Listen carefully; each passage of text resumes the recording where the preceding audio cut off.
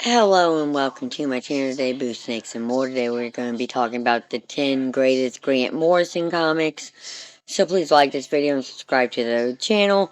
And for more videos like this, watch my other half channel, A&A Snakes and Stuff. My youngest son's channel, Henry's Toys and Games, or my oldest son's channel, Little Chris 10. Now let's dive into the video. Since the 80s, Grant Morrison has been writing some of the best comics at DC,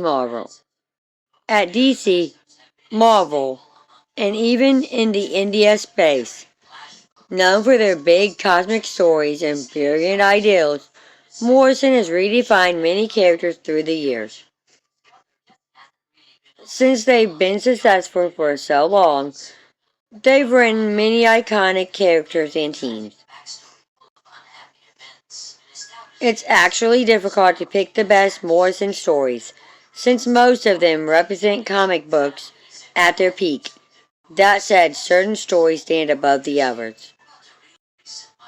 Some of them continue to influence the medium as a whole, while others are just an example of the level of creativity Morrison brings to even the most popular properties.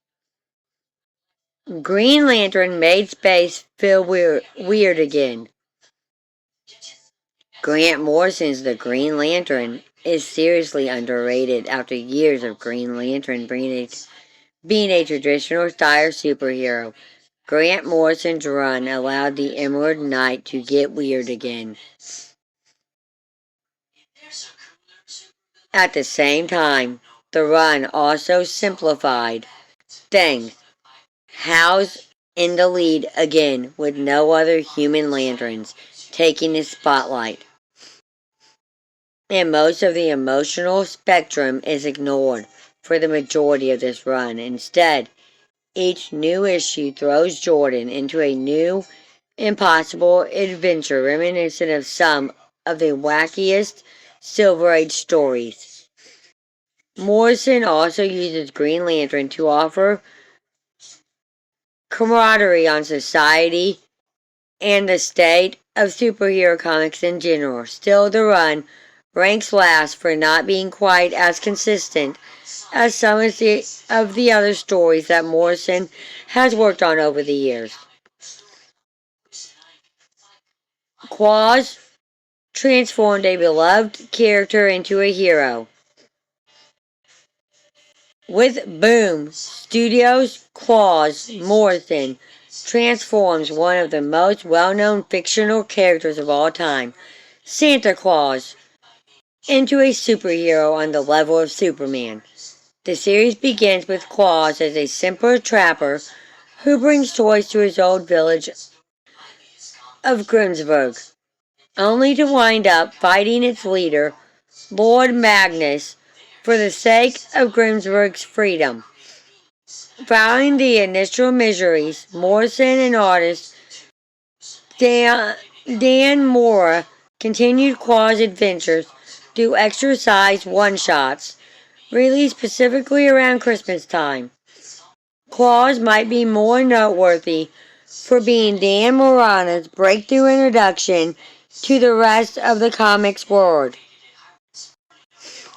That's not to say Morrison doesn't do their share, though, as a story like Claws could have easily been too dark for its own good. Instead, Claws maintains hopeful vibes in all of its adventures, while also making Santa Claus feel like a Christmas-themed Man of Steel. Multiversity defined a new multiverse. DC spent years hyping up Multiversity before it finally released, but it was worth the wait. Morrison and some of the most talented artists in the industry, including Ivan Reyes, Cameron Stewart, and Chris Bruce, exposed readers to a tour of the multiverse, complete with a giant map for lore nerds and fans of the multiverse. Multiversity took readers on a trip through several different Earths in a series of one-shots that were bookended by a two-issue mini-series. Each issue showed vastly different Earths, from a pulp-inspired world protected by the Justice Society to a world where all crime was solved, and the teenage heroes just act out old missions. Animal Man turned the hero into a fan favorite. Grant Morrison's Animal Man was a classic from the 80s. Since Buddy Baker was a lesser known character, Morrison was free to make him interesting enough to hold down a solo ongoing series. Genius, genius that they are. Though Morrison did more than that. They turned Buddy into a fan favorite character whose popularity has held well into the modern era. Morrison's run wasn't terribly long, but the compressed style of the era makes it feel twice as long as a run today. Though Animal Man, Morrison got to experiment with ideas and philosophies, building to one of the coolest endings of any DC Comics book ever. As multi-fictional storytelling was becoming popular, Morrison took that to its natural conclusion and had Baker learn that he was actually a comic book character. Even now, the run stands as one of the best non-standard superhero comic books out there. New X-Men Reset, the X-Men for the next decade. When Grant Morrison took over the X-Men in 2001, they were sorely in need of a refresh. The team was barely recognizable, and years of multiple comics had made things confusing. Fortunately, Morrison had plenty of ideas and star power after coming off their run on JLA, creating one of the X-Men's best relaunches. New X-Men quickly made massive changes to X-Men canon that stood for decades, like the destruction of Grenache and Emma and Scott's relationship. Morrison also introduced the idea that mutants weren't just the next step for humanity, but that mankind would eventually be replaced by mutants entirely. We Three is crashingly brilliant. In 2004, Morrison teamed up with one of their favorite partners, Frank Quietly, to give readers We Three. The miniseries followed a group of cybernetic enhanced animals after they escaped from the military that created them. An example of two brilliant creators working at the top of their games. We Three is a must read for anyone who considers himself a Morrison fan. We Three is emotionally intense and will leave anyone who's ever been a pet owner destroyed by the end. Even those who aren't animal lovers will still find We Three's commentary on the military industry complex, hard hitting. It's a heartbreaking look at how easily man will surrender its humanity in the name of efficiency. We Three is everything it's been hyped up to be for years, and that it ranks in fifth place is only a testament to how great a creator Morrison is. Batman is beloved for the massive challenge it brought.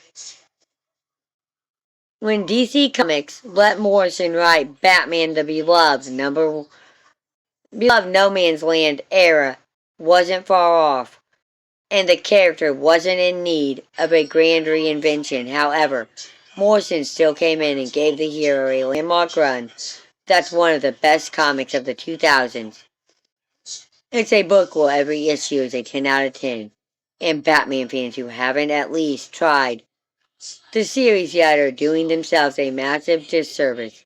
Morrison put the Dark Knight through massive changes, giving him a kid in Damian Wayne, grandson of longtime Batman villain Ra's al Ghul. They took Batman International with the Batman Incorporated storyline, sending Batman across the globe to spread his influence to fight back against the powerful organization Leviathan. Bruce was even sent through time in the aftermath of the incredible Event Finder crisis, showing readers there wasn't anything Batman wasn't capable of handling. JLA is still the best Justice League comic. In 1996, Grant Morrison and Howard Porter were finally allowed to do what no creative team had in decades, make the Justice League's roster the Big Seven again. The result, not only were they successful, but they created the best run on the Justice League ever. Not a single run's ever come close, even eliminating all of Morrison and Potter's tricks. JLA is maximum spectacle as each issue sees the team facing off against bigger threats than the last issue. It starts with them fighting a super team made entirely of white Martians, ends with them battling a complicated, still winning, despite referring to them as Greek gods.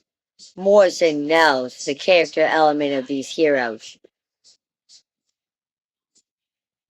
The Invisibles is still the best Bartingo